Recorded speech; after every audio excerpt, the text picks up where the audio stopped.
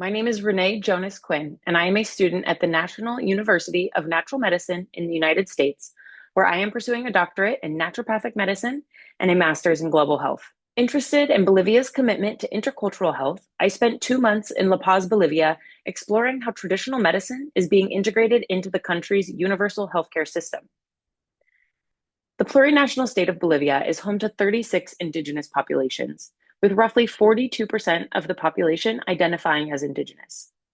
Traditional and ancestral medicine is still widely practiced, especially in rural communities, where the use of herbs and healing rituals remains a part of daily life. My fieldwork took place in La Paz, Bolivia's administrative capital.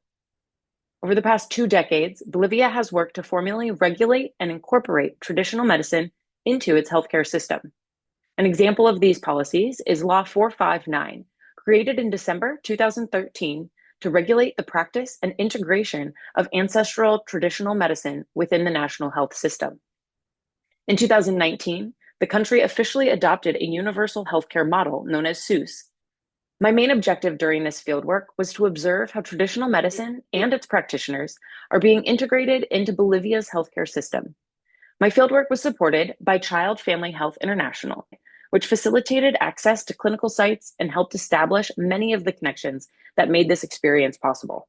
Through a combination of participant observation, informal interviews, and daily field journaling, I explored the lived realities of integration across different levels of care. I spoke with physicians, traditional healers, also known as curanderos, and Ministry of Health officials to better understand the systems in place or in progress for collaboration. Some of my most meaningful insights came from conversations with members of the Ministry of Health's Department of Traditional and Ancestral Medicine. This department plays a vital role in regulating, promoting, and protecting traditional medicine. Their insights, along with those of community-based practitioners, helped illuminate both the challenges and possibilities of true intercultural care in Bolivia. From my conversations, it became clear that while traditional medicine plays a vital role in daily health practices, integration into institutional healthcare remains uneven. While my experience was primarily qualitative, several key themes emerged. First, traditional medicine remains a trusted and widely used form of care. Many families turn to traditional remedies or local healers before accessing hospitals, and sometimes instead of doing so. Despite national laws recognizing traditional medicine, implementation varies. In urban hospitals, integration is minimal. Traditional healers typically work outside of the formal system. However, in some rural areas, intercultural birthing centers staffed by both midwives, known as pateras or pateros, and biomedical professionals have led to increased institutional births and greatly improved maternal health outcomes. This is one of the major ways integrative intercultural healthcare has been successful.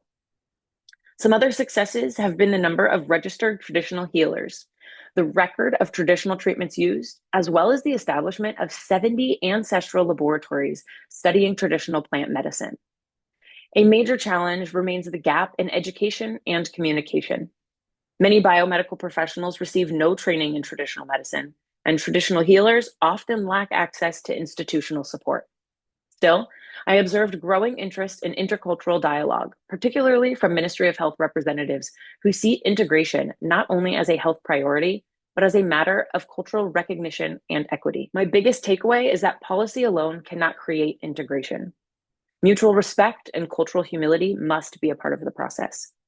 Bolivia has laid a strong policy foundation, but without practical implementation, like intercultural training, infrastructure, and sustainable funding, the vision of collaborative care remains limited. I believe Bolivia's work could serve as a model for other countries seeking to honor both ancestral knowledge and biomedical care. Future efforts should prioritize shared education, formal referral systems, and public awareness campaigns to normalize intercultural healthcare. Ultimately, integration isn't just about healthcare delivery. It's about dignity, recognition, and building a system that reflects the full cultural richness of the people it serves. I'll never forget hearing about how some traditional healers were moved to tears upon receiving their official licensure after generations of being dismissed, accused of witchcraft, or pushed to the margins. The policies that made those moments possible are not only essential for regulating practice, but for elevating and honoring traditional medicine. For the health of the planet and humankind, it's critical that this work continues.